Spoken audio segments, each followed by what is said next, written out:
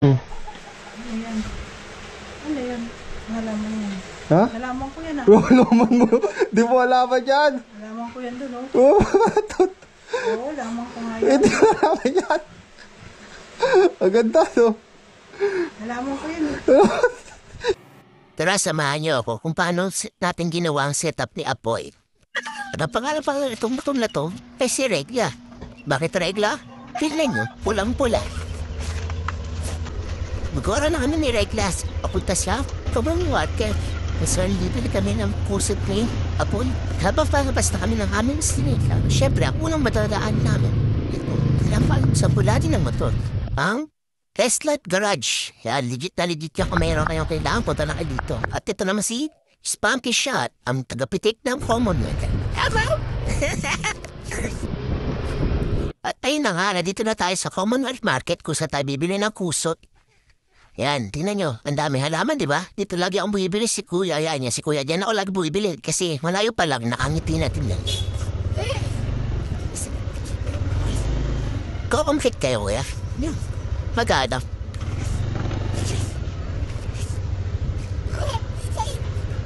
Magkano yan? 50. May palastik ah. Isaan mo si? Sa lambot. Huwag na tayo. At meron pa na tayo munti ng makalimutan. Kaya dumaan muna tayo sa pharmacy. Para pinahin natin ang kailangan natin para kay Apol. May petroleum jelly kayo. Maliit lang. Ay, magkano pa nga yun?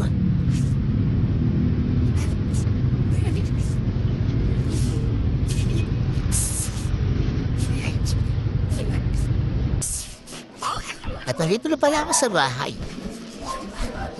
Dala-dala natin ang mga kailangan ni Apoy para ayusin tong napakaduming aquarium ni Apoy. Tingnan niyo siya. Ayan si Apoy oh. Tingnan niyo yung kulungan niya, sobrang dumi. Hindi ko na kasi naasikaso eh. Ayan na yan si Apoy. Yan. Kaya Apoy kasi tignan niyo yung paa niya. Parang umaapoy. Lilinayin natin yan. Tatanggalin muna natin itong mga dumi na to. Yan, nandun sa gilid si Apoy. Ayun. Kaya kukulin natin si Apoy gamit tong Tupperware ni Mama. Ikaw na binalik eh. Pero hindi niya pa naman nakikita kaya hindi niya naalala. Yan. Kukulin natin dito si Apoy muna. Yan, si Apoy. Ay, nalaglag si Apoy. Sorry, Apoy. Yan, huli natin ulit si Apoy. Ikukulong natin siya dito para pangsamantala. Dito muna siya titira habang naayos natin tong enclosure niya. Yan. Nahuli natin si Apoy. Kulong na natin si Apoy dito muna. Apoy. Yan, pasok. Yan, puwasok na si Apoy. Yan, kukulong natin si Apoy dito. Ngayon, at lilinisin natin to aquarium niya. Sobrang dumi yung. Yan, Yan na kasi naasikaso to eh. Yan, malinis na. Malinis na ang aquarium ni Apoy. Yan. Nilalagay na tayo ng bedding na kusot kung saan natin binili sa Commonwealth Market. Napakadami na itong kusot na to kaya hindi natin to ubusin. Baka makakalate lang ilalagay natin na sobrang dami. Baka umangat lalim bedding yan. Okay na to, yan. Yan, okay na yan. Parang may kulang. Parang sobrang plain. Kaya, pupunta tayo dito sa halamanan ni Mama. Yan, pupunta tayo sa halamanan ni Mama. Mangunguha tayo na. Then, kukunin natin yan. Yan, bubulot lang tayo. Isa, parang meron pa isang maganda doon. Kukunin natin ulit. Meron ako nakita sa taas. Parang oyes to ah. Pang-design na. Yan, kukunin natin din yan. Yan, nakuha natin kaya pupunta tayo sa loob at lalagay natin ito dun sa aquarium ni Apoy. Yan. Ayos natin.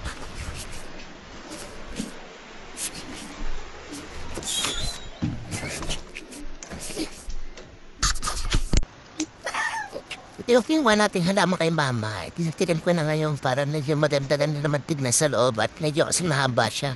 Kaya puputulan natin. Ang ititira lang natin yung green. Pero magtitira pa rin tayo ng mga tuyo. Sanga. Parang maangas tignan syempre. Pupwesto natin yung lagayan ng tubig na yan sa pagkainan ni Papa. Pag nakita ni Papa, labot tayo. Kaya sana hindi niya papansin na kinuha natin yung kainan ng manok ni Papa. Naayos din natin yung lalgaring ni Apoy. Okay, okay na. Ganyan lang. Send pa niya. O, yan, o, di ba?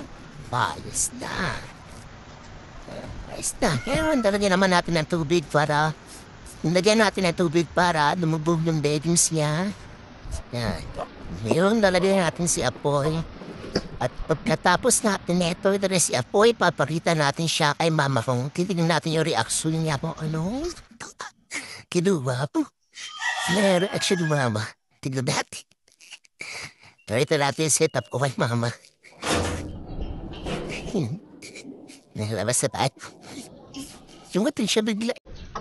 Ayun.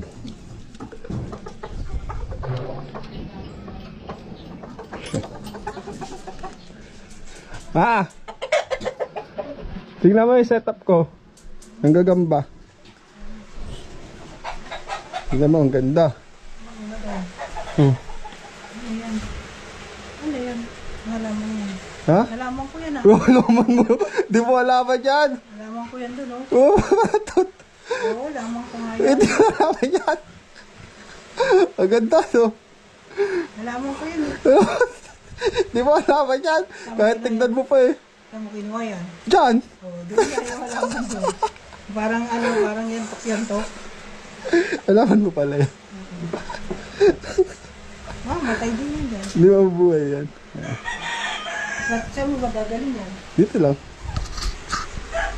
Siyempre, tinatanong niyo ako din na para sa itong petroleum jelly. Para to sa langgam, para hindi siya pasukin ng langgam.